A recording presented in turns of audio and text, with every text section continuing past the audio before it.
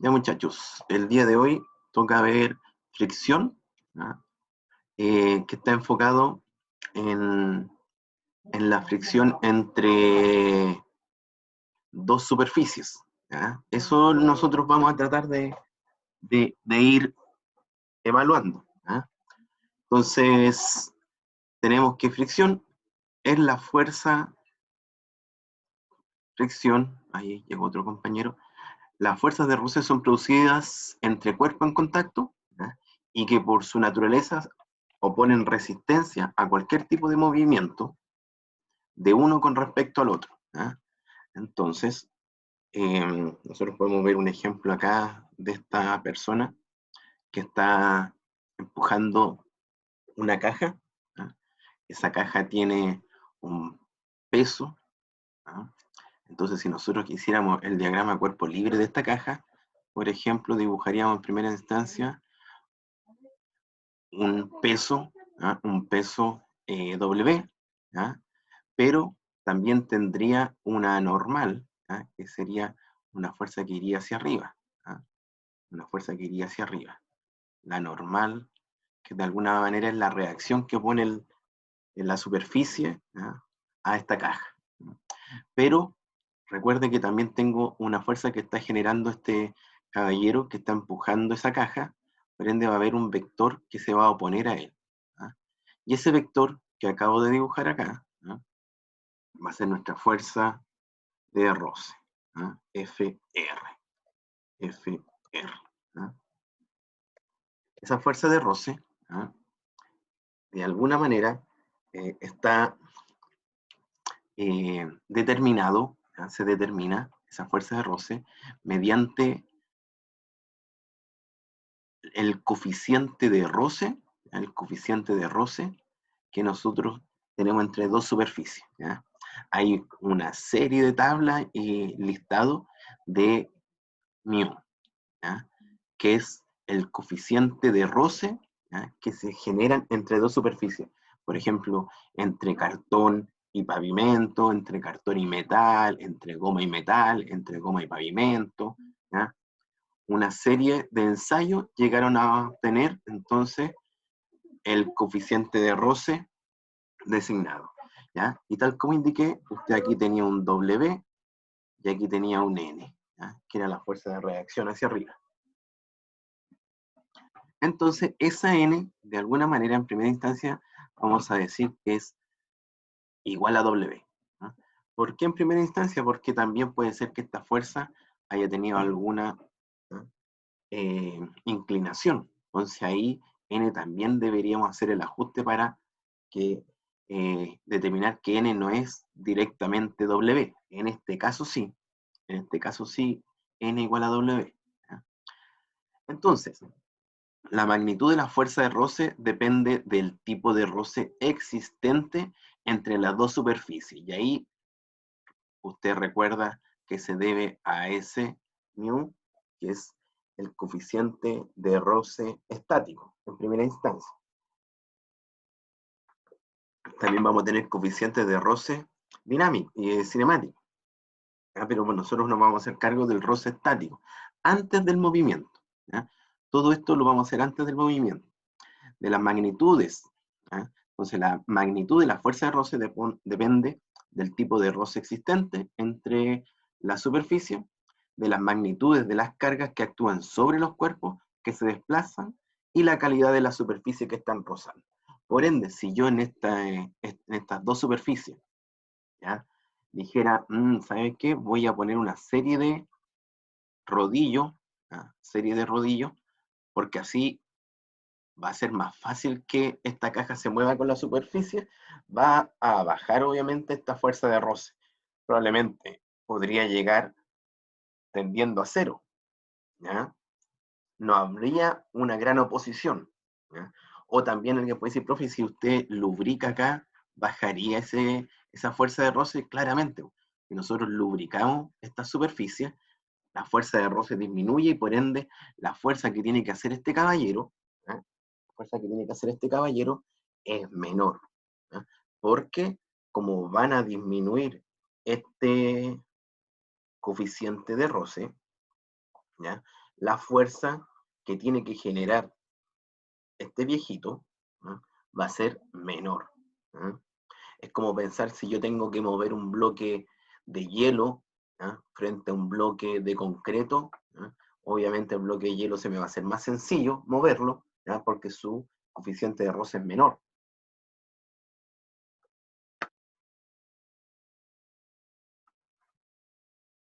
Entonces tenemos diferentes tipos de roce, ¿ya? Tengo un roce estático, que de alguna manera es el que se produce cuando los cuerpos están en reposo, antes de iniciarse el movimiento relativo entre la superficie de desplazamiento. Disculpe, ahora sí, ¿ya?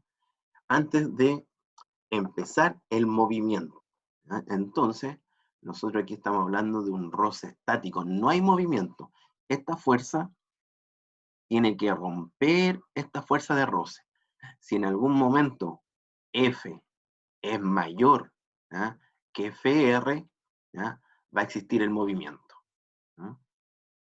Si F es igual a FR, vamos a llamar que estamos en un movimiento, ¿ya?, eh, en un inicio del movimiento, ¿ya? Todavía nos faltaría, ¿ya?, una pequeña carga más como para empezar a generar un movimiento. Si son iguales, van a estar ahí en un movimiento inminente. Movimiento inminente, ¿ya? Entonces, vamos a llamar un movimiento inminente cuando estemos a punto de generar el movimiento de este bloque, ¿no? Recuerde que la fuerza de roce estaba dada por nu y por n, ¿ah? Como la fuerza acá, entonces n era la componente que iba hacia arriba, que se oponía al peso, a la carga, ¿no? Por ende, necesito conocer, ¿ah?, las dos superficies para poder saber cuál es la fuerza de roce que tengo que vencer para que haya movimiento, ¿no? Por otro lado, tengo el roce cinemático, ¿no? Es el que produce, es el que se produce una vez que las superficies ya están en movimiento relativo, ¿no? Ya existe un movimiento, ¿no?, ya existe un movimiento. Por ende, al existir movimiento, igual va a haber una pequeña, ¿ya?, un pequeño roce, ¿ya?, un pequeño roce.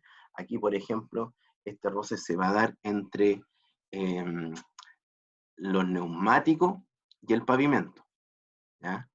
Obviamente uno, como va a tanta velocidad, no nota esa fuerza de roce, ¿ya? Tampoco nota la resistencia que genera el viento, la atmósfera al vehículo, ¿no? Pero si no existiese eso, usted movería, empujaría con una fuerza X para allá, y esto no se lo detendría nunca, como empujar algo en el espacio, ¿ya? Como en el espacio está el vacío, ¿ya?, puede continuar su movimiento. En cambio acá no, hay eh, variables, hay variables que van a restringir ese movimiento, como la fuerza de roce estos dos, eh, entre estos neumáticos con el pavimento, ¿ya? Pero el coeficiente, ¿ya?, el coeficiente de roce, ¿ya?, cinemático, es mucho menor, ¿ya?, que el coeficiente de roce estático, ¿ya? El coeficiente de roce estático es mucho mayor siempre, y por lo mismo, nos cuesta mucho más, ¿ya?, sacar un elemento, ¿ya?, un equipo de la inercia. Por ejemplo, si usted quiere mover este vehículo, ¿ya?, sería ilógico que usted pusiera cuarta, ¿ya?, en la palanca de cambio ahí, ¿ya? Usted no podría poner cuarta para dar inicio al movimiento. Uno le va a dar la marcha, la primera marcha, ¿ya? ¿Por qué? Porque en ese sistema interno, en la caja de cambio, estos son los engranajes más grandes que generan mayor torque, pero menor velocidad. En cambio, la quinta, ¿ya?, la caja de engranaje que tiene al interior esta caja de cambio, ¿ya? Son engranajes más pequeños que dan mayor velocidad, pero menos torque. Y el torque, ¿ya? Es una distancia por una fuerza. ¿Qué fuerza? La fuerza que necesito para sacar a mi sistema de la inercia. ¿Mm? Es lo mismo cuando en una cinta transportadora falló algo, ¿ah? Y se detiene, y esta cinta transportadora, ¿ah? Acá tiene un motor que hace que esto constantemente esté en funcionamiento, ¿ah? Y esto está, por ejemplo, vamos a decir que estaba con carga, ¿ah? Aquí hay minerales, ¿ah? Que está usted transportando. Si hay una detención, si hay una detención, ya se soluciona esta falla que puede ser, no sé, un polín que se fracturó, un polín que quedó trabado, la cinta se corrió y el sensor de movimiento lo detectó y por ende detuvo de inmediato el equipo. Si nosotros quisiéramos dar inicio, ¿ya? al, Quisiéramos dar inicio a esta cinta transportadora, ¿ya? Si quisiéramos dar inicio a esta cinta transportadora para comenzar el movimiento, ¿ya? Probablemente este motor usted lo va a fundir o va a haber un apagón, un blackout. ¿Por qué? Porque la necesidad de energía eléctrica que va a necesitar para empezar el movimiento va a ser tan alta, usted tiene que sacar de la inercia esta correa, y como está con carga va a costar mucho más. Entonces, ¿qué va a hacer usted?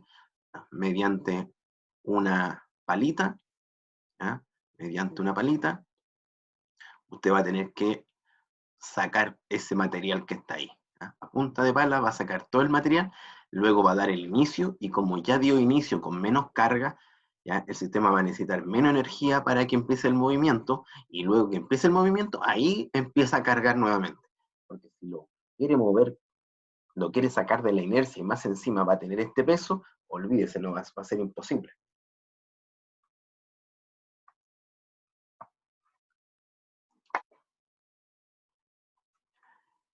También tenemos algunos tipos de roce según el movimiento relativo entre superficies, ¿ya? Recuerde que nosotros ya teníamos el roce estático y el roce cinemático, pero ahora vamos a hacernos cargo del roce según el tipo de movimiento, ¿ya? El roce deslizante, ¿ya? Es el roce que necesitamos mayor energía para mover algo,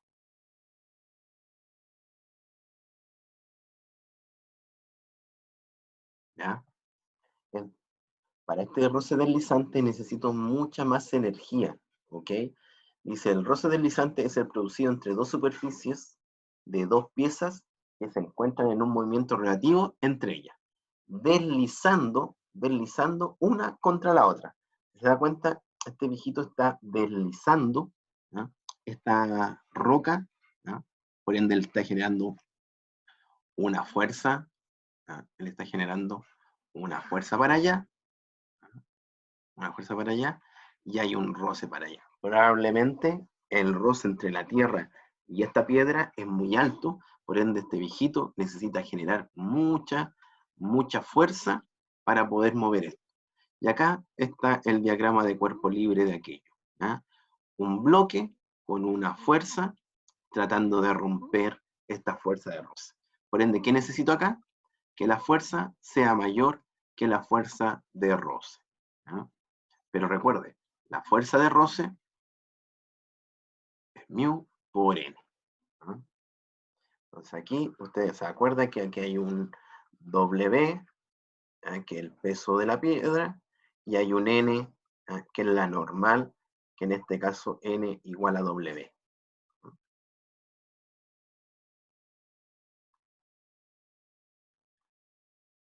Luego de eso, observamos también el roce rodante, ¿ya? El roce rodante, tal como había indicado delante como ejemplo, era en caso que yo pusiera a, a este bloque, ¿no? Este bloque que lo quiero mover, ¿no? Este bloque que se quiere mover, ¿ya? Es como que si yo dejara, ¿ya?, algunas bolitas debajo de esto, ¿ya?, algunas bolitas debajo de esto, o algunos rodillos, ¿ya?, tal como se estima que la gente que de Rapa Nui movió los Moai, los movía mediante los troncos de los árboles, que iba poniendo uno tras otro a medida que iba avanzando sobre el Moai, ¿ya? Entonces, esto va a llevar, ¿ya?, un giro, y entonces lo vamos a llamar un rosedor rodante. Es el producido entre dos piezas con movimiento relativo una de otra, donde una de las dos gira sin resbalar. Aquí no hay deslizamiento. Aquí no hay, ¿eh?, deslizamiento, ¿eh? Aquí solamente hay giro, ¿eh? Hay giro, no se arrastra, se gira. Esa es la diferencia, que aquí esto va a girar libremente, ¿no? ¿Existe una fuerza de roce? Sí, existe una fuerza de roce, pero una fuerza de roce muy, muy pequeña, ¿no? Por ende aquí, a comparación del caso anterior, la fuerza que tiene que generar este viejito, ahí se ve su cara, ¿no?, no requiere, ya no requiere de tanto esfuerzo, ¿ya?, como el anterior, ¿ya?, que ahí, ¿ya?, está quedando prácticamente sin mano, ¿no? Entonces tenemos el roce rodante, el roce deslizante, y en definitiva, el roce fluido, ¿ya? El roce fluido es el que nosotros nos vamos a encargar más en el día de hoy, porque tiene que ver con la película, ¿ya?, la película de aceite, ¿no?, que nosotros tenemos que generar, ¿no? Entonces el roce fluido es el producido entre la superficie de dos piezas en movimiento relativo entre ellas, ¿ya?, movimiento relativo entre ellas. Cuando se interponen entre las dos superficies un fluido, de modo que las capas del fluido deslizan con respecto a la superficie de las piezas. Entonces, ¿qué tenemos acá? Tenemos este viejito que obviamente genera menor esfuerzo, porque aquí está pasando un tronco por un lago, ¿ya?, con menor esfuerzo.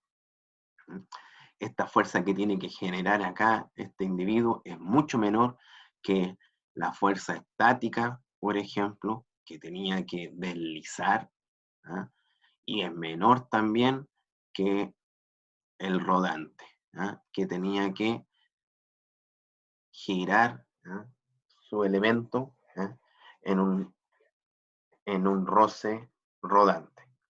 Aquí es un roce fluido. Y esta película de aceite, ¿ah?, esta película de aceite,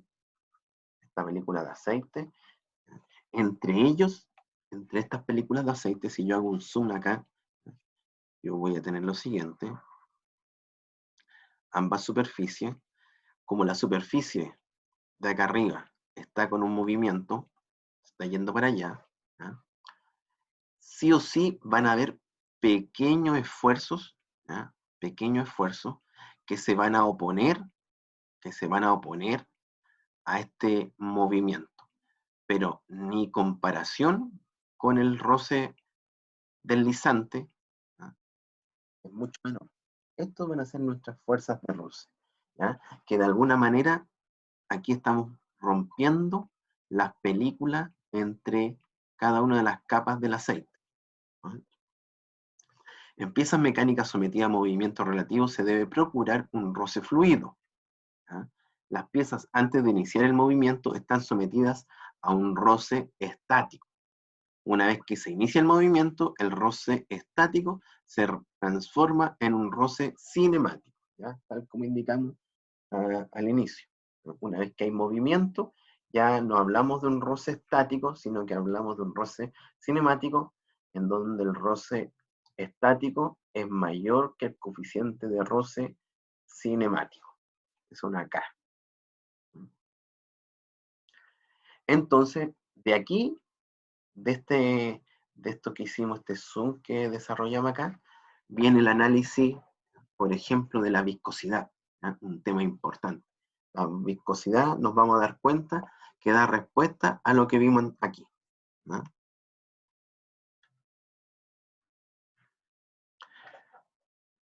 Los efectos del roce, ¿ya? Independiente del tipo de roce, todos, todos, todos, ¿ya? Producen, ¿ya? Los mismos efectos. Solamente va a cambiar la magnitud de cada uno de ellos, ¿ya? Por ende, usted no puede pensar que en un roce fluido no se va a generar calor, ¿ya? En un roce fluido se genera calor. Ahora, no las mismas temperaturas, ¿ya? Que en un roce deslizante, ¿ya? Pero sí se genera calor, ¿ya? Sí se genera calor. Piénselo usted cuando tiene frío, ¿ya? Usted eh, con sus palmas la frota para generar calor. Si tuviese, no sé, pues, un aceite, usted la frotara, igual va a sentir calor, siendo que usted puso una película de aceite en sus manos, pero igual se va a generar el calor. Entonces, solamente cambia la magnitud y los tiempos para generar el calor. ¿Ah? Entonces, los efectos del roce, ¿ah? Tenemos generación del calor entre superficies de las piezas en contacto durante el movimiento relativo entre ellas, con el consiguiente aumento de temperatura de las piezas en contacto. ¿Ah? Por ende, si yo tengo una pieza que la estoy lubricando, ¿ah? Una pieza que está ahí oponiéndose a estas dos superficies, aquí abajito, ¿ya? Este aceite impide, ¿ya? Que se genere un roce deslizante y solamente hay un roce fluido, pero igual va a aumentar la temperatura. ¿Por qué? Porque igual se genera calor, ¿ya? Al aumentar la temperatura del fluido, usted necesariamente, tal como lo hemos indicado, sí o sí tiene que pasar su aceite por un radiador, ¿ya? Con el fin de enfriar su aceite, ¿ya? Se tiene que enfriar. ¿Qué otro efecto? Desgaste de la superficie en contacto, generando mayor desgaste sobre las piezas blandas, ¿no? Si hay roce, ¿ya? Se va a generar un mayor desgaste tanto adhesivo, ¿no? Ese roce va a hacer que genere un desgaste adhesivo y va a generar un mayor desgaste sobre las piezas. Sobre todo si van a haber dos piezas, una dura, ¿ya? Y una blanda. Esta blanda probablemente con el tiempo, ¿ya? Va a tener un alto grado de desgaste, ¿ya? ¿Qué otro efecto tiene el roce? Un efecto importante que finalmente hace que nuestros equipos no sean eficientes, ¿ya? Es la oposición al movimiento, ¿ya? Que es esta fuerza de roce. Entonces, la oposición al movimiento que hay que vencer, nosotros tenemos que vencer la fuerza de roce, que es igual a μ, ¿ya? Por n. Por ende, si yo quiero que exista movimiento, la fuerza, la fuerza que tengo que generar tiene que ser mayor. Si el coeficiente de roce crece, tengo que generar mayor fuerza para generar el movimiento, ¿no? ¿Por qué? Porque si el coeficiente de roce aumenta, aumenta la fuerza de roce. Si el coeficiente de roce aumenta, aumenta la fuerza de roce, por ende necesito mayor fuerza para poder mover un elemento.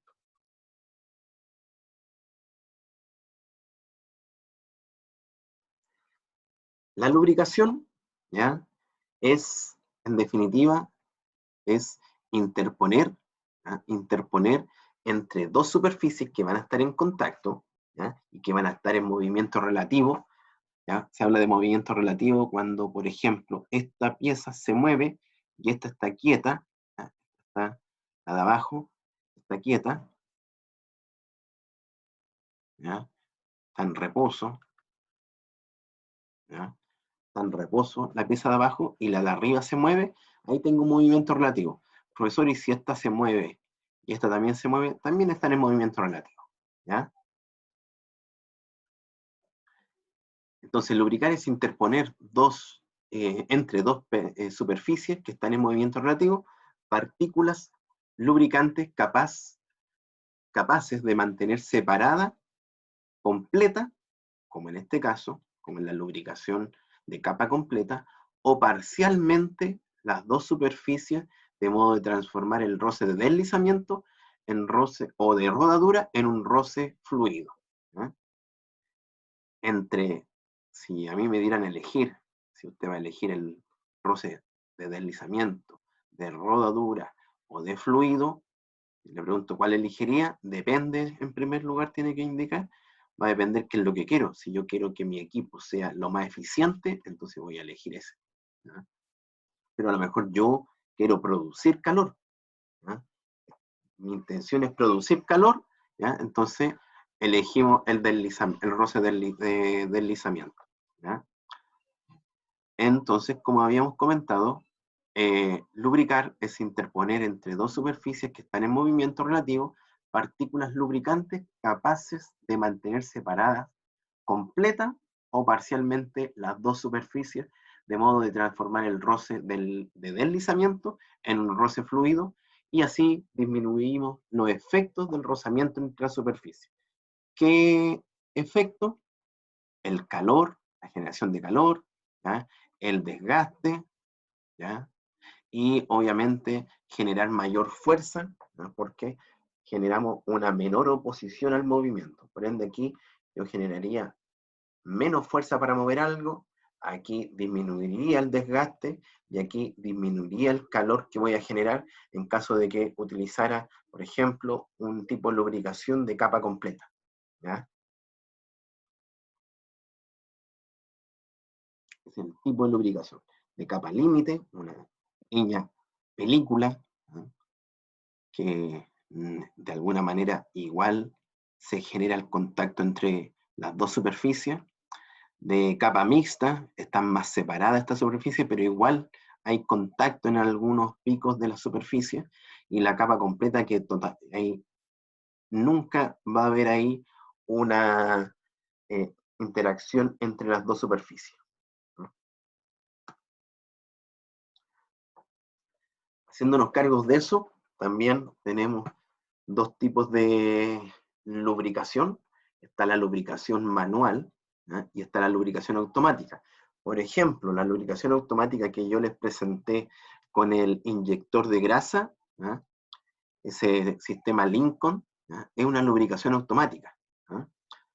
En cambio, si nuestro equipo necesitamos que una persona, ¿ya?, vaya a generar la alimentación, la dosificación, la entrega de grasa en ciertos puntos, vamos a decir que es una lubricación manual, ¿ya? Nosotros necesitamos tener una lubricación óptima, ¿ya? Y eso tiene que ser calculado, ¿ya? Eso tiene que ser calculado, y la lubricación óptima está dentro de una cantidad requerida que necesita mi equipo, ¿ya? Esa cantidad requerida se tiene que calcular, ¿ya? Pero la lubricación manual va a ser muy difícil de que cumpla con esta lubricación óptima, ¿ya? Probablemente vamos a ver periodos en donde vamos a tener una lubricación óptima, pero en algún periodo vamos a tener un exceso de lubricación. Aquí está el exceso, ¿ya? ¿Qué trae el exceso de lubricación? ¿Ya? Va a haber un aumento del calor, porque como va a haber exceso de lubricación, ¿ya?, va a haber mucho aceite, ¿ya?, o mucha grasa que va a tener que moverse lentamente, y al moverse lentamente va a generar... don Benjamín me hizo una consulta.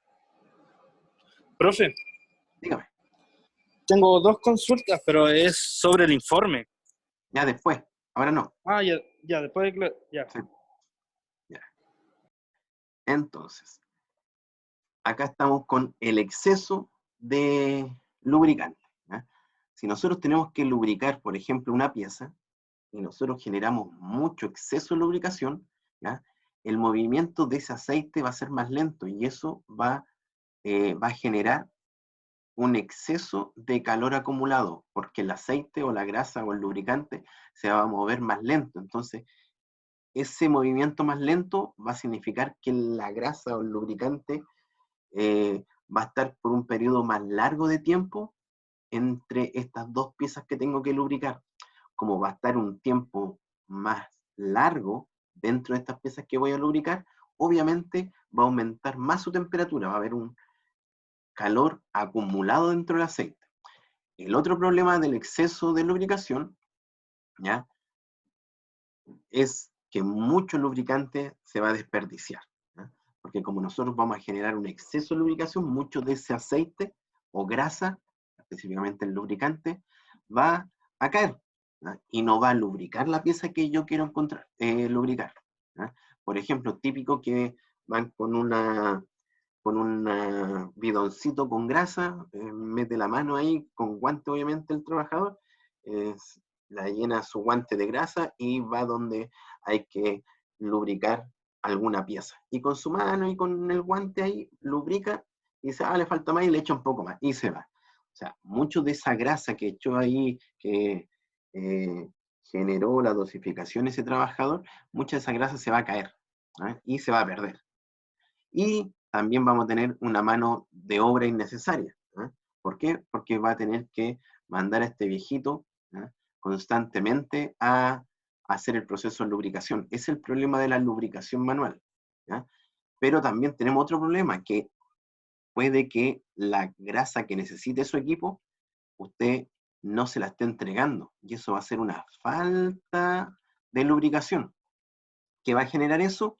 Mayor desgaste de componentes, vamos a necesitar mayor uso de energía, como va a haber menos grasa, también va a aumentar la temperatura debido a que el desgaste de estos componentes, esa fricción, va a generar calor y no va a estar el aceite o la grasa ahí para disminuir esas temperaturas que van a empezar a subir debido a que va a aumentar el calor, ¿ya? Y también, en definitiva, aumentan los costos de operación. ¿Por qué?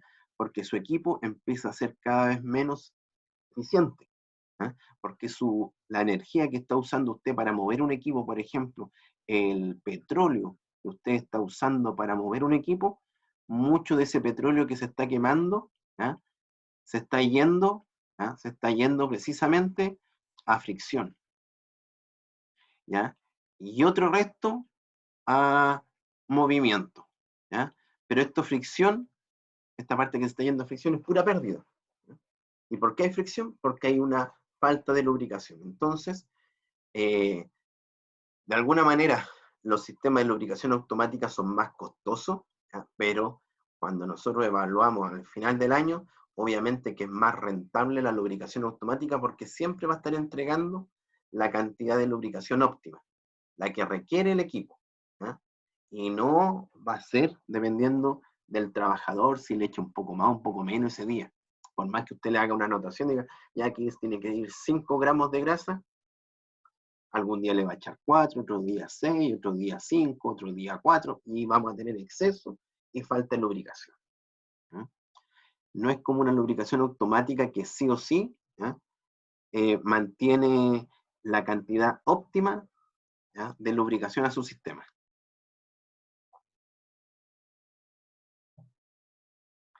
Y ahí les recuerdo, por ejemplo, acá nosotros tenemos un sistema de lubricación, ¿ya?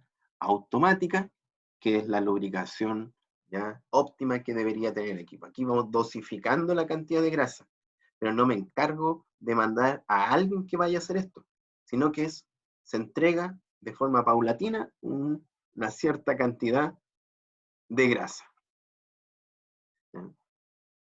¿ya? El aceite, los lubricantes, ¿ya?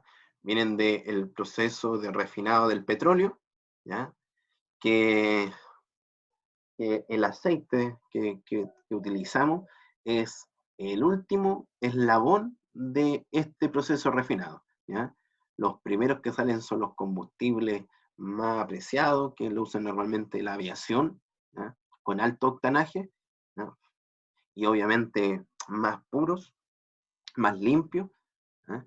Y cuando ya queda ¿ya? Al final del proceso, el aceite, obtenemos un lubricante, ¿ya? Y le damos una marca, ¿ya? Pero no vamos a vender este lubricante así nomás, le vamos a agregar aditivos, ¿ya? ¿Para qué? Para que que tenga diferentes aplicaciones, ¿ya? Por ejemplo, un aceite que va a ser usado en la minería, ¿ya? Tiene que tener, mínimamente, tiene que tener aditivos EP, ¿ya? ¿Qué son los aditivos EP? Aditivos de extrema presión, porque se trabajan con mucha fuerza, ¿ya? Por ejemplo, un aceite que va a utilizarlo usted en un equipo marino, usted sabe que hay mucha corrosión en ese ambiente salino, genera mucha corrosión un ambiente salino, por ende, usted utilizaría aditivos contra herrumbre, ¿ya? Entonces, dependiendo la aplicación, nosotros vamos a utilizar un aditivo u otro aditivo, ¿no? Las propiedades químicas de los lubricantes, ¿ya? Específicamente se refiere a la necesidad de evitar la tendencia que tienen todas las cosas tienen la tendencia a oxidarse, ¿ya? Y el aceite no se escapa de esto, ¿ya? Entonces, el aceite en presencia del oxígeno, ¿ya? En presencia del oxígeno y sobre todo a altas temperaturas, ¿ya? Empieza a generar en su estructura ácidos, ¿ya? Y la absorción de partículas de agua y aire genera una formación de gomas de laca, una formación de lodo, de ceniza, ¿ya? Que van a estar en el aceite, ¿ya? Y estas cenizas, estos lodos finalmente se empiezan a adherir a la superficie metálica, ¿ya? Y van a dañar, obviamente de forma prematura, ¿no? el, las piezas. Por ende, necesitamos generar aditivos contra la oxidación, ¿ya? Recuerden, todos los elementos se oxidan y el aceite no se escapa de eso, ¿ya? Sobre todo, como el aceite está constantemente lubricando piezas que están en contacto, estas piezas que están en contacto por la fricción van a generar temperatura y van a generar altas temperaturas. Y al generar esta alta temperatura, tenemos claro que se acelera el proceso de oxidación y también la formación de ácido en la estructura propia del aceite, ¿eh? Y esto va a llevar a que el tiempo de duración de un aceite, su vida útil se va a ver obviamente afectada. Entonces necesitamos estabilizar la oxidación, ¿eh? La oxidación tiende a degradar o descomponer la molécula de aceite, ¿eh? La molécula de aceite, generando las condiciones para la formación de ácidos, como habíamos comentado acá arriba, ¿eh? Que quedan contenidos en el aceite, ¿ya? Si esta cantidad de ácido generada no puede ser detenida o controlada, genera un daño en las piezas que pueden ser atacadas por estos ácidos, ¿ya? Estos ácidos, ¿ya? Pueden empezar a carcomer la superficie, ¿ya? Que nosotros pretendíamos proteger. Así que hay que tener mucho cuidado, ¿ya? De estabilidad, la estabilización de nuestro aceite frente a la oxidación, ¿no? En un aceite la tendencia a la oxidación debe ser mínima, para lo cual se utilizan aditivos antioxidantes, ¿no? Que retardan el efecto de la oxidación del aceite por parte del oxígeno. Muchachos, cuando usted vea un aceite, ¿eh? Y dice que tiene aditivos, ¿eh? Antioxidantes,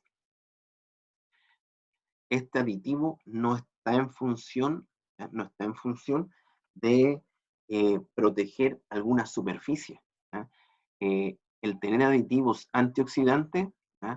no involucra que, tiene partícula antioxidante, entonces va a proteger de mejor manera mi equipo, mi superficie, mi elemento. No, tiene que ver solamente con que tiene partículas, ¿ya?, que le ayudan a retardar el efecto de la oxidación del propio aceite, ¿ya? Eso es un aditivo, ¿ya?, antioxidante. No está en función de proteger una pieza, ¿ya?, una superficie, sino que está eh, con, con una característica de proteger el aceite. La acidez y la basicidad, ¿ya?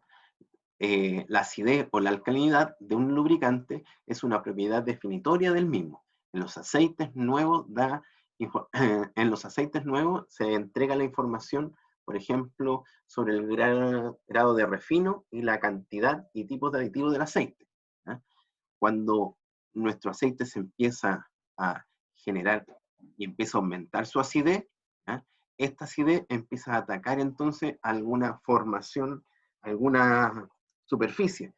Por ende, si recuerda que nosotros revisamos ese archivo que se hacía un informe sobre un aceite usado en un motor de una pala mecánica, ¿ya?, en la última parte, que lo voy a revisar de ahí, en la última parte habla de que calcula la acidez, ¿ya? Vamos a revisar de inmediato. Deje compartir. Aquí tengo el aula. Aquí están ustedes.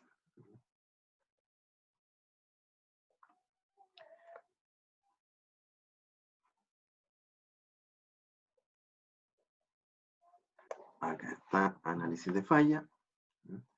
Y si nosotros bajamos y llegamos acá donde dice alerta de estado de aceite, nosotros revisamos el estado de alerta de aceite. Entonces, aquí están los diferentes ensayos, se miden las partículas de desgaste, contaminantes, aditivos, mire, también mide los aditivos, la viscosidad, y aquí ya empieza las características físico-químicas, ¿no? El TBN, que de alguna manera nos va a medir la acidez, también la oxidación, también nos dice que la oxidación tiene que estar como, no puede llegar a más de 15, porque ya 15 hay que tener precaución, ¿ah?, y ya con 20 es mejor cambiar este aceite, ¿ah?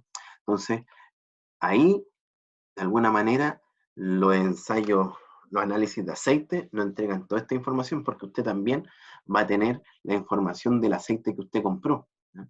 Entonces, los aceites usados, ¿ah?, aporta datos sobre su nivel de degradación, ¿ah?, cuando nosotros hacemos la muestra de acidez. Y cuando hablamos del nivel de degradación, hablamos de oxidación, contaminación, estado de su aditivo, y puede haber posibles problemas en el sistema de lubricación. En un aceite se puede tener simultáneamente datos de acidez y alcalinidad, ¿ah? Esto es debido al carácter ácido y básico de sus componentes, tales como los productos de la oxidación, que son los ácidos, o los aditivos detergentes, ¿ah?, que son los básicos, ¿ah? También tenemos en los aceites aditivos que son aditivos detergentes. Y uno dirá, ¿y por qué queremos poner aditivos detergentes? Porque la idea de el aceite es también arrastrar todas las partículas que están pegadas en la superficie. Y muchas de esas partículas, con un detergente, tienen la capacidad de alguna manera, capturarlo y llevarlo hasta, por ejemplo, el filtro del estanque, ¿ya?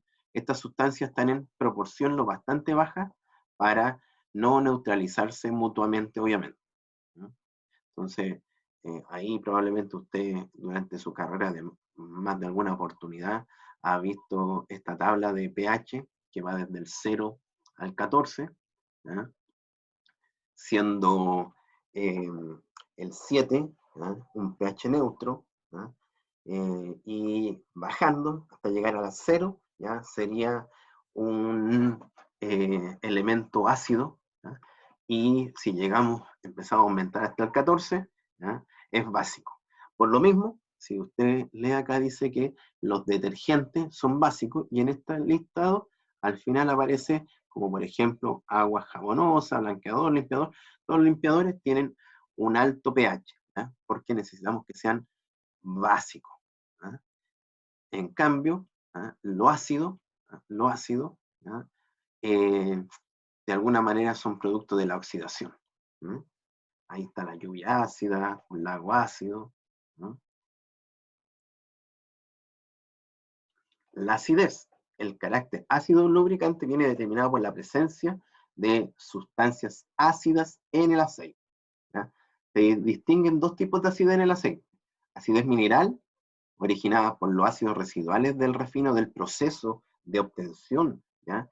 Aquí viene el proceso de obtención del aceite, ese es el proceso de refino, porque ya viene con partícula ácida, ya viene con partícula ácida un aceite mineral, y también tenemos una acidez orgánica originada por productos de la oxidación y de los aditivos que le vamos a incorporar. Entonces esos son los dos tipos de ácido, ¿ah? Que ya viene de alguna manera que vamos a encontrar en el aceite. Durante su uso, el aceite es sometido a temperatura elevada y a esfuerzos mecánicos. Esto tiene como resultado la degradación progresiva del aceite, produciéndose cambio en la composición del aceite. Entonces, es importante, todo esto, la gran mayoría, se originan como en el resultado de la oxidación. Y si nosotros no nos preocupamos de hacerle estos ensayos, estas muestras de análisis de aceite, ¿ya? Un aceite se va a degradar y no va a cumplir, ¿ya? Y no va a poder proteger las piezas que queremos que proteja, ¿ya? Y obviamente, al igual que varios elementos, yo puedo tener aquí mi gráfico, este va a ser el gráfico de desgaste, ¿ya? Y aquí del tiempo, ¿ya? Entonces nuestro aceite se empieza a degradar, ¿ya? Lentamente, por diferentes condiciones, por el trabajo propio, por las altas temperaturas, ¿ya? Por la oxidación, y va a llegar un momento que el desgaste es acelerado. Y aquí nosotros ya perdimos el aceite, ¿no? Aquí ya perdimos el aceite, ¿no? Y por lo mismo dice, este proceso se acelera al acercarse al fin de su vida operativa del aceite, ¿no? Lo que, llegando acá, va a empezar a generar barnices, depósitos carbonosos, ¿no? Y disminuye la viscosidad del aceite, ¿no? Y puede llegar hasta la corrosión de piezas metálicas, lo que nosotros no queríamos, ¿no? Lo mismo nosotros utilizamos el aceite para que eso no sucediera, vamos a estar ayudando al proceso de corrosión si nosotros no nos preocupamos del cambio de aceite, ¿no? Por lo mismo, ¿ya? Cuando uno compra un aceite, te dice la cantidad, por ejemplo, de horas que puede utilizar este aceite, la cantidad de kilómetros que puede utilizar este aceite. Si usted compra un aceite que dice que hay que cambiarlo a los 10.000 kilómetros y lleva 30.000 kilómetros con el aceite, claramente que usted está dañando su, su componente interno de su equipo, ¿ya? Finalmente, el grado de acidez va a depender del tipo de aceite y las condiciones de utilización, ¿no? Un incremento brusco de la acidez es un indicativo de problemas tales como contaminación, pérdida en los sellos, incremento de la fatiga térmica, aumentó mucho la temperatura, por ejemplo, incremento de la fatiga mecánica o pérdida de la capacidad de los aditivos, ¿no? Los lubricantes obtenidos a partir del petróleo, ¿no? Existen algunas materias que son difíciles de eliminar y por lo tanto constituyen impurezas para el aceite, sobre todo para formar compuestos que perjudican la acción del lubricante. Hay que tener mucho cuidado porque hay aceites, ¿ya? Hay aceites que uno compra de repente de otros países, de otro origen, ¿ya? Y por ejemplo hay algunos aceites que son de Latinoamérica, de algunos países X que no vamos a nombrar estos países, pero vienen con mucho azufre, ¿no? Y eso obviamente provoca un daño a todos los elementos internos de un equipo. Hace unos años atrás se probaron estos aceites, lo utilizaron algunas mineras, estos aceites por su valor comercial, pero en definitiva causó más estrago, ¿no?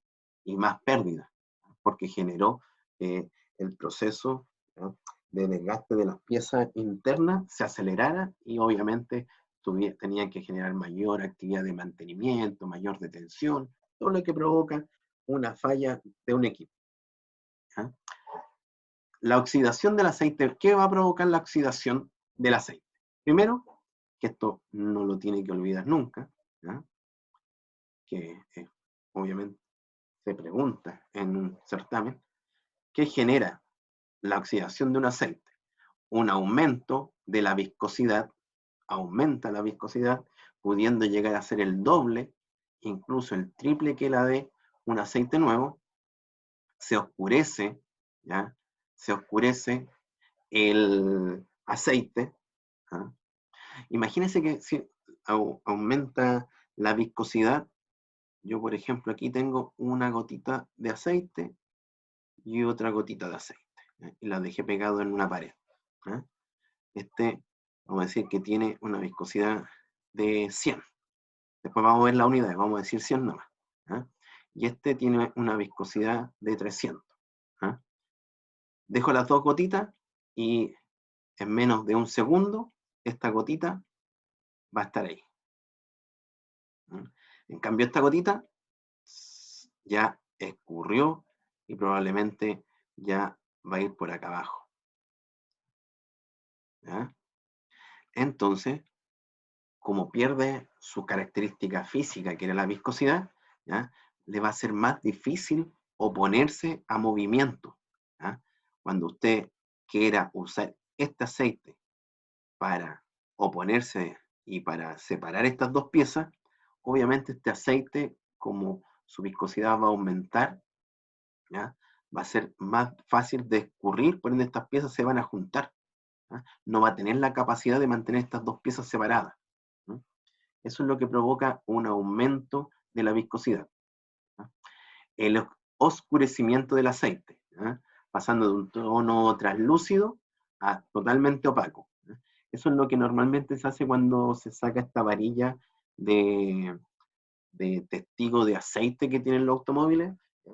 Normalmente ven el aceite y dicen, oh, mira, está súper oscuro, hay que cambiarlo, ya no da más, ¿ya?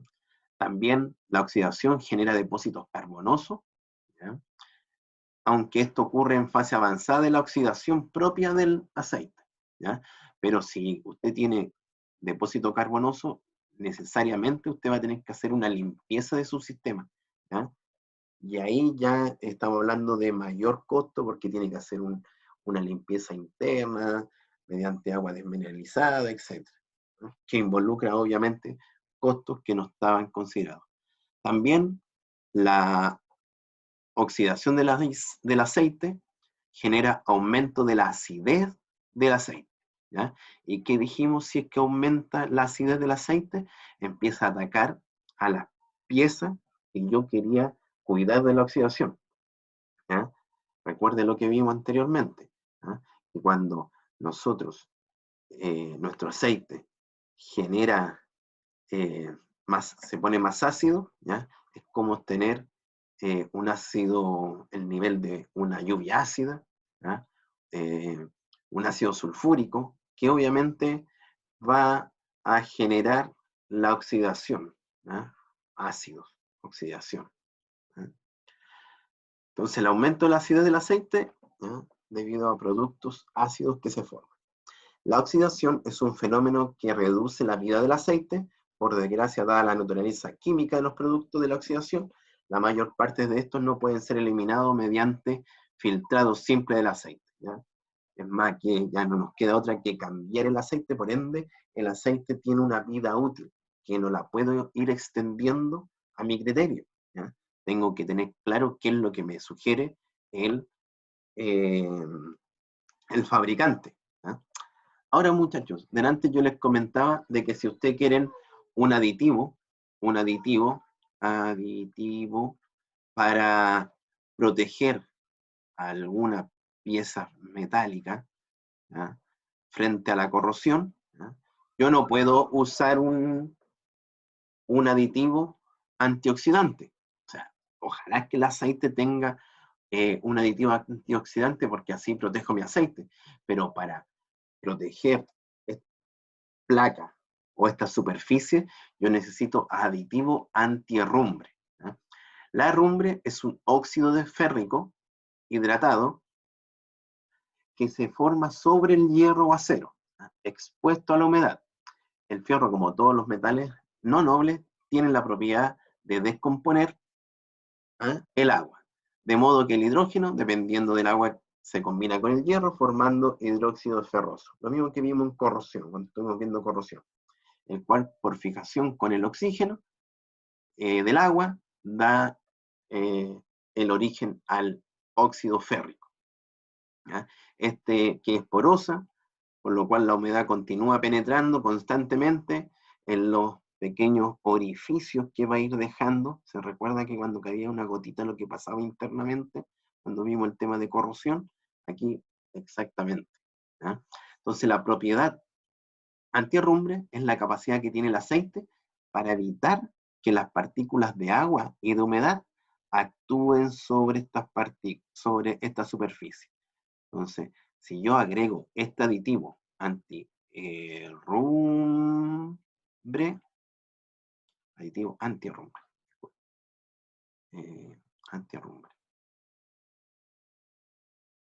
¿ya? Si nosotros agregamos este aditivo antiherrumbre, ¿ya? Vamos a estar protegiendo, ¿ya?, la superficie de las partículas de agua y de humedad. ¿Ya? Esta propiedad es limitada en los aceites puros. Para mejorar esta capacidad de los aceites es que se adicionan estos aditivos. ¿No? En sí el aceite también tiene esa capacidad, pero es muy pobre, ¿ya? Y es muy baja, y por lo mismo sí o sí tenemos que elegir aceite que tengan aditivos antiherrumbre. ¿Ya? De ahí vamos a ver una serie de aceites, ¿ya?, que son comerciales, y ahí te indican ya más o menos los aditivos que trae, ¿no?, para que lo consideren. Entonces, una de las propiedades más importantes de los aceites, ¿ya?, es la viscosidad, ¿ya?, es la oposición de un fluido a las deformaciones tangenciales, ¿ya?, es debido a las fuerzas de cohesión molecular. Por ejemplo, aquí, ¿ya?, nosotros vamos a tener una serie de moléculas que están entrelazadas por parte, obviamente, en el aceite, como la superficie o el bloque superior, el que se está moviendo, al moverse va a arrastrar una partícula, una molécula, y esa molécula va a ser la que está acá arriba, ¿ya? Esa que está acá arriba, ahí. Entonces su molécula, ¿ya?, va a ser empujada hacia allá, pero como está coaccionada con otra molécula, ¿ya?, las demás moléculas le van a decir, no, no, no te vayas, no te vayas, las van a tener que, la están reteniendo, pero la fuerza es tan alta que se va y se lleva estas moléculas también, pero también hay moléculas más abajo que están, ¿ya?, siendo de alguna manera esta resistencia a ese movimiento, ¿ya? Entonces, la viscosidad es una característica física más relevante de los aceites, ¿ya?, lubricantes. Se utiliza, entre otras cosas, para clasificar a los aceites y para determinar las condiciones de juego o holgura entre piezas móviles al momento de diseñarlas, y las respectivas clases de lubricante a utilizar en lubricación. Siempre que nosotros pidamos una ficha del lubricante, nos van a entregar la viscosidad a 40 grados Celsius y a 100 grados Celsius. Siempre nos van a entregar la viscosidad en estos dos valores, ¿no?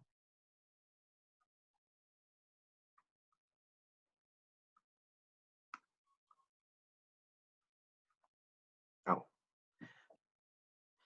La viscosidad es la medida de la capacidad de un lubricante para resistir la tensión cortante, ¿ya? Como están agrupadas estas moléculas y están coaccionadas, uno empujar una partícula, las otras partículas la tratan de mantener ahí, obviamente con la fuerza que vamos a generar la terminamos rompiendo, pero algunas demoran más en romperse y otras menos.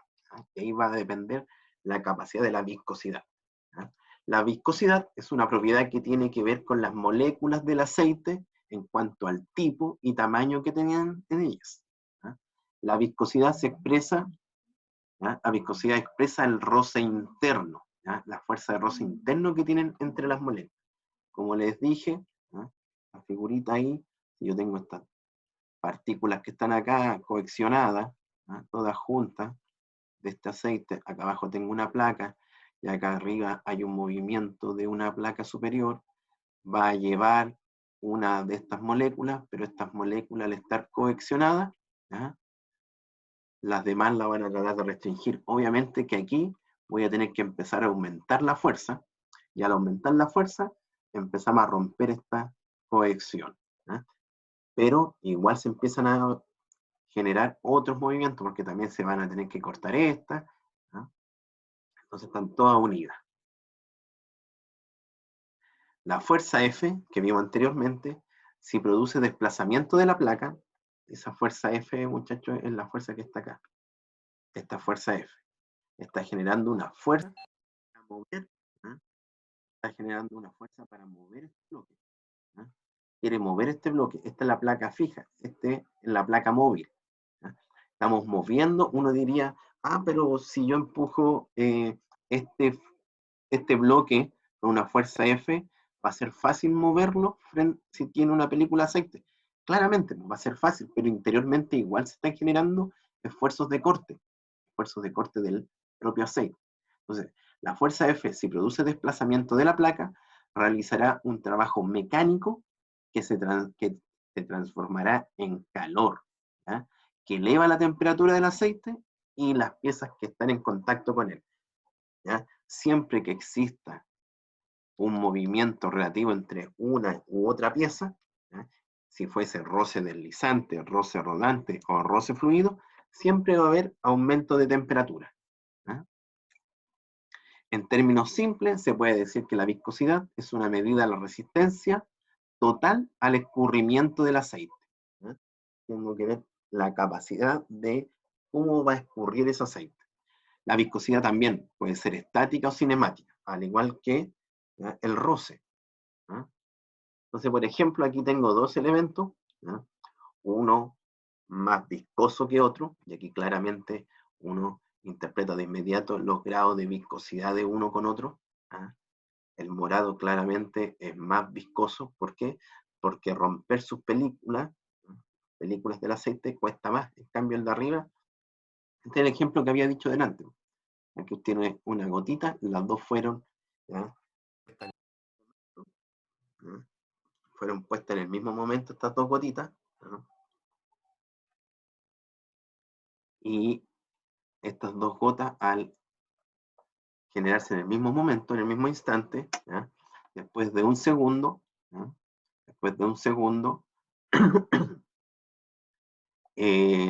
claramente, después, una se mantuvo coaccionada, sus moléculas, en cambio la otra bajó, o sea, su viscosidad es menor, ¿eh? Porque su cohesión de partículas es menor. ¿Eh? Y aquí un ejemplo mucho más claro, el agua con la miel. ¿No? Si a usted le preguntan, ya, ¿cuál elemento es más viscoso, la miel o el agua? Claramente la miel. Obvio, sus partículas están más coaccionadas que el agua. Entonces vamos a decir que la viscosidad de la miel, ¿ya?, es mayor. ¿Ya? Pero ¿cómo la medimos? ¿Cómo la medimos? ¿Ya? En primer lugar, vamos a hacer una medición que se llama con un instrumento que se llama viscosímetro de Seymour. ¿Ya? Y ahí les voy a explicar cómo se hace esa medición. ¿Ya? Una de las unidades de viscosidad estática, en el sistema métrico, en el sistema internacional, es el POIS. ¿Ya? Así nosotros señalamos entonces la unidad de viscosidad. La unidad de medida de viscosidad cinemática o dinámica, que es la que normalmente usamos bastante, según la ISO, es milímetro cuadrado dividido segundo. ¿Ya? Milímetro cuadrado dividido segundo. ¿Ya? Pero también se utiliza el SSU. ¿Ya? Este significa segundo Seibel universal, ¿ya? Que tiene que ver con la maquinita que le mostré anteriormente, con esa máquina de ensayo, ¿ya? Que vamos a ver a continuación. Entonces tenemos el sistema métrico, que utilizamos el POIS, pero este mide solamente la viscosidad estática. Para la velocidad, disculpen, para la viscosidad cinemática usamos milímetro cuadrado dividido segundo o el SSU. ¿Ya? Es bien utilizado el SSU. ¿Ya? La viscosidad estática en la mayoría de los lubricantes es menor a una unidad, o sea, no alcanza a ser 1. Y por lo mismo, como no alcanza a ser 1, en vez de estar escribiendo así 28 poise, dicen, no, mejor usted ponga 28 centipoise. Entonces, usted normalmente la viscosidad estática la va a ver referenciada con CP, centipoise. ¿Ah?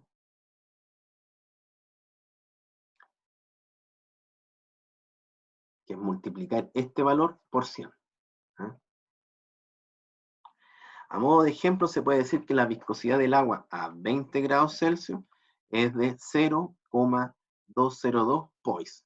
O multiplicamos ahí por 100, sería 20,2 centipoise. Aquí está, aquí está. Entonces recuerden, tenemos viscosidad estática, que vamos a usar el poise, centipoise, ¿ya? Y la viscosidad cinemática, ¿ya? Que ya es de movimiento. Y por lo mismo, como es de movimiento, vamos a hacer el siguiente ensayo, ¿ya? Que se utiliza para medir la viscosidad cinemática, o sea, de movimiento. ¿Ya? Que tenemos acá, tal como les comenté, es el viscosímetro de Seibel, uno de los viscosímetros más utilizados para medir la viscosidad. ¿Ya? Y se debe su nombre al creador, Seibel. ¿Ya? Entonces, en esta sección, no sé cuál color aquí se nota más. En esta sección, ¿ya? Que está aquí, que es una especie de ducto cerrado, y abajito, abajo de ese ducto, tiene una pequeña perforación, un pequeño orificio, ¿ya? Y acá este sistema tiene una especie de válvula con una manivela que yo la giro y abro ese orificio, o la giro al otro lado y cierro el orificio, ¿ya? Es una válvula de abrir y cerrar, ¿ya? Entonces, esta cavidad nosotros la llenamos con aceite, llenamos todo esto con aceite, ¿ya? Llenamos todo con aceite y elevamos la temperatura mediante alguna resistencia hasta llegar a los 40 grados Celsius. ¿Ya? Luego vamos a hacer el mismo ensayo con el mismo aceite, pero a 100 grados Celsius. Recuerde, siempre se entrega a 40 grados Celsius y a 100 grados Celsius. ¿Ya? Entonces aquí, recuerde, estamos midiendo la viscosidad cinemática. ¿Eh? La viscosidad cinemática. Entonces, nosotros vamos a poner un frasquito. Ese frasquito nos vamos a dar cuenta que está, ¿ya?, marcado, ¿ya?, a los 600, disculpen, a los 60 mililitros. ¿Ya? Entonces usted va a tener acá un cronómetro, ¿ya? Y cuando usted abra esta valvulita, gira esta valvulita, ¿ya?, esta llave, va a girar esta llave, aprieta acá y empiezan a correr los segundos.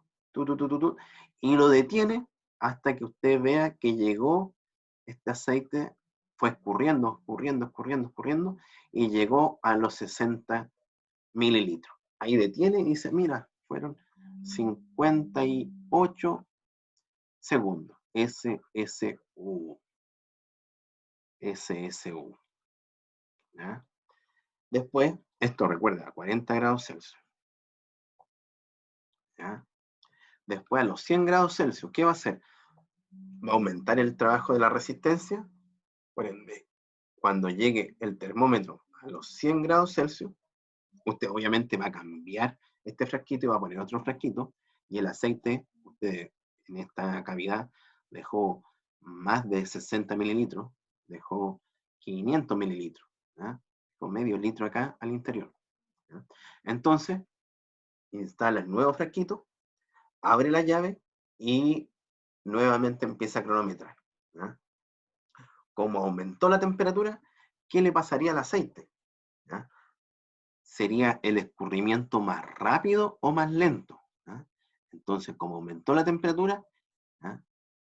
Va a aumentar entonces, disculpen, sí, va a aumentar su viscosidad, pero de alguna manera el escurrimiento va a aumentar, ¿ya?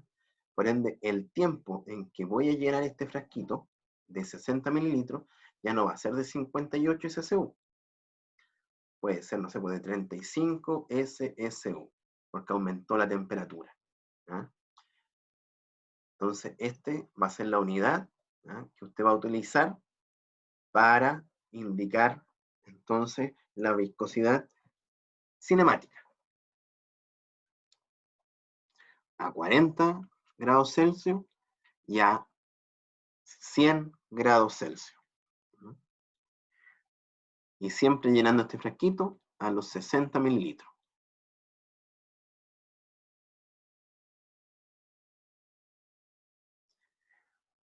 Tengo tanto la viscosidad, ¿eh?, pero también tengo otro indicador que es el índice de viscosidad, el IB, que es muy diferente, ¿ya?, es muy diferente, y el índice de viscosidad más que nada es una razón, ¿ya? El índice de viscosidad es una medida de la variación de la viscosidad de un fluido en función de la variación de la temperatura. Entonces, el índice de viscosidad nos indica cómo cambia la viscosidad en referencia a la temperatura, ¿no?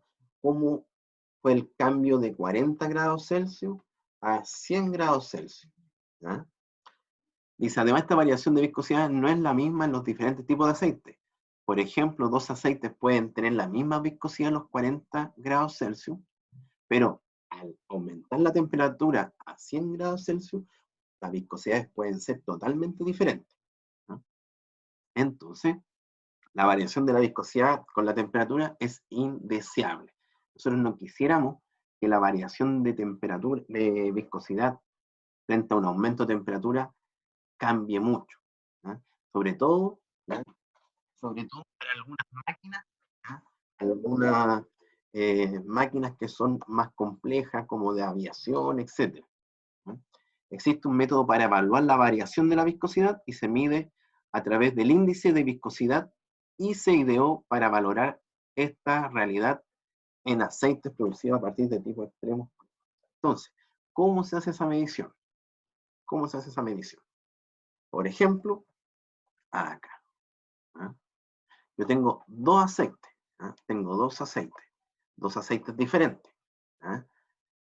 Dos aceites diferentes. Los aceites con menor cambio de viscosidad, con la variación de la temperatura, se le asignó un índice de 100.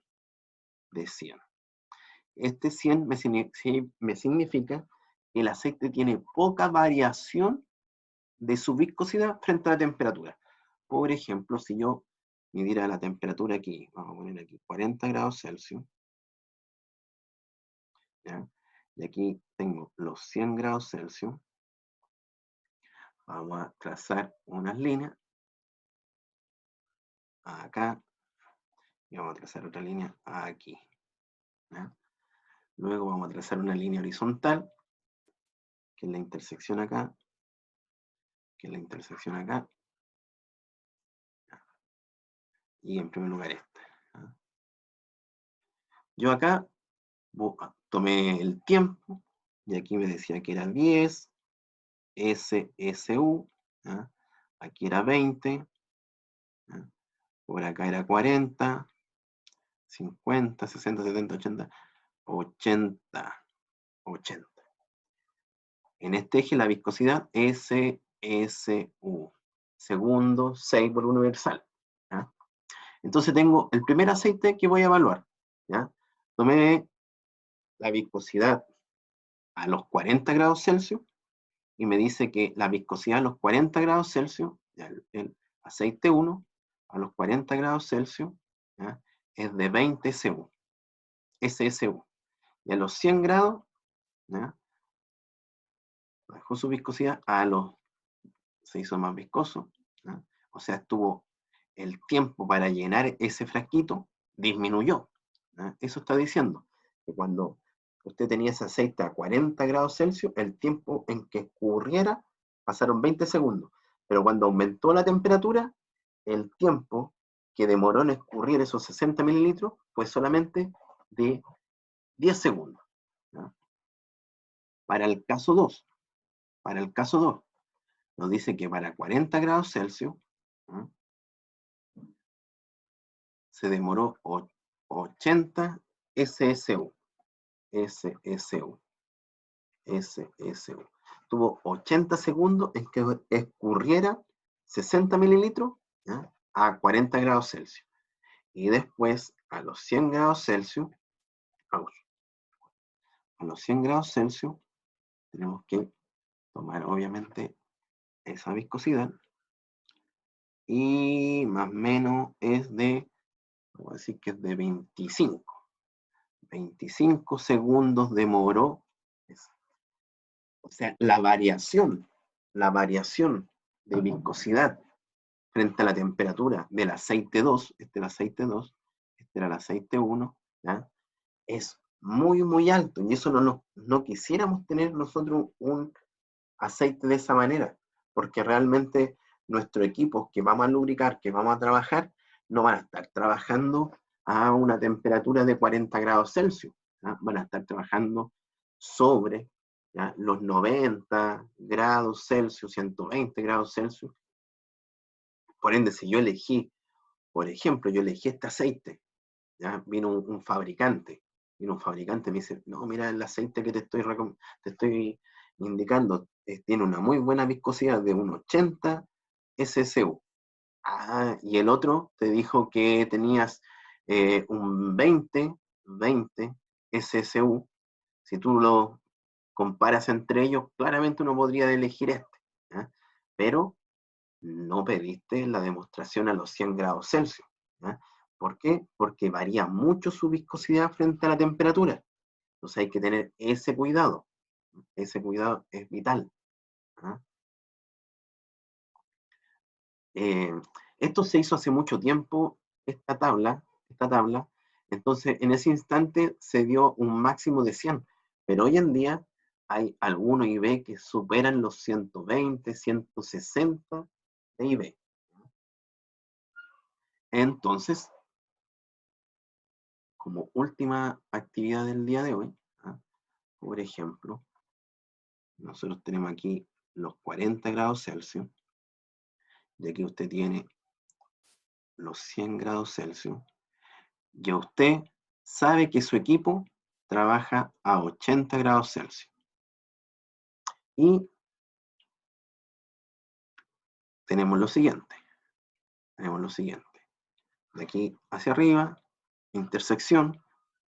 De aquí hacia arriba, intersección. Y de aquí hacia arriba, intersección. Ahora de aquí, la horizontal. De aquí, la horizontal. De aquí, la horizontal, ¿ya? Yo con esto puedo saber cuál es la viscosidad que yo voy a tener en mi equipo cuando trabaje con mi equipo. ¿Por qué? Porque aquí usted tiene las viscosidades. Para hacerlo más sencillo, lo vamos a trabajar con un segundo porque es más fácil de entender que el Senti-Spoke, pero esto también puede hacerse con Senti-Spoke, ¿ya? No hay diferenciación. Pero aquí vamos a tener 55 SSU. Y acá 105 SSU. Y acá X. Tengo que buscar ese valor. Entonces ahí, ¿qué haríamos para conseguir ese valor? Y ahí usted, como ha tenido tanta asignatura asociada a termodinámica, en donde su vida ha sido de generar estas interpolaciones, ¿ya? usted tendría que decir, profe, aquí tenemos que interpolar. ¿Y cómo interpolamos? Usted va a decir, profesor, que 40 menos 80 son los Celsius, recuerden, 40 Celsius, 40 grados Celsius, 80 grados Celsius, es a 55 menos X, que es el valor que ando buscando, que es el valor asociado al 80 grados, ¿ya? Y el 55 SSU está asociado a los 40 grados Celsius, va a ser igual a 80 menos 100. El 80 está asociado al X, ¿ya? Y ese 100 está asociado a ese 100. No, me equivoqué. Disculpe. Este 55 no es 55. Si nosotros revisamos bien, el 40 grados está asociado a 105. Ahí sí. A 105. Y el 100, estoy aquí, a ese puntito, ese sí que es 55. Muy bien. ¿Ah? Resolvemos esto, ¿no? Para que hacer un poquito más rápido este proceso sería 55, o sea, X, 55 lo pasé para allá, ¿no? Por este lado, esa resta me hubiese quedado menos 40, ¿ya? Igual a acá arriba me hubiese quedado menos 20, y ese 105 menos X, ¿ya? Acá hay que tener claridad de que eso multiplica todo a ese 40, ¿ya? Voy a sacar la calculadora, ¿ya? Ya que estamos los dos negativos, lo transformamos a positivo sin problema, no se vaya a confundir, ¿ya? Tendríamos 40x menos 55 por 40, menos 2200, menos 2200, igual a 105 por 20, acá sería 2100, ¿ya? Menos 20x, ¿ya? Menos 20x. La x la paso para acá, me quedaría 60x, 60x, 60x, 60x, igual, ese menos 2200 pasa al otro lado, serían 2100 más 2200, ¿no? Serían 4300, y en definitiva, ese 60 pasa dividiendo, ¿ya? Pasa dividiendo a su 4300, ¿ya? Y el valor que obtenemos es de 71,6 SSU. Entonces, su aceite, ¿ya? Su aceite va a estar trabajando en su máquina, ¿ya? En su máquina, ¿ya? Con esta viscosidad, porque su máquina no trabaja a 100 grados Celsius, su máquina tampoco trabaja a 40 grados Celsius, su máquina trabaja a 71, disculpe, su máquina trabaja a 80 grados Celsius, y por ende el aceite que usted está comprando va a tener una viscosidad de 71,6 SSU a los 80 grados Celsius. Ese me interesa. A lo mejor tú dices, oye, pero yo necesitaba por último, un 60 SSU. Ya, este aceite no te va a servir, ¿ya? Así es como se obtiene la viscosidad de un aceite para el momento en que yo quiero usarlo en mi equipo, obviamente, ¿ya? Consultas. Yo hasta acá, ¿ya? Tendríamos la clase del día de hoy, ¿ya? Y ahí tendrían ustedes otro ejercicio, ¿ya? De certamen, ¿ya? Entonces, tal como le había comentado anteriormente, ¿ya? Esto del índice 0 al índice 100 fue en un inicio, pero después, como fueron mejorando las características de los aceites, ¿ya? Se fueron mejorando, y hoy en día tenemos y índice de viscosidad de 160, 120. ¿Ah? El certamen, entonces, ya no alcanzamos a ver las fichas de aceite por tiempo, obviamente. Entonces, el certamen llegaríamos hasta acá, hasta el índice de viscosidad. ¿Ah? Voy a dejar de grabar, voy a detener la grabación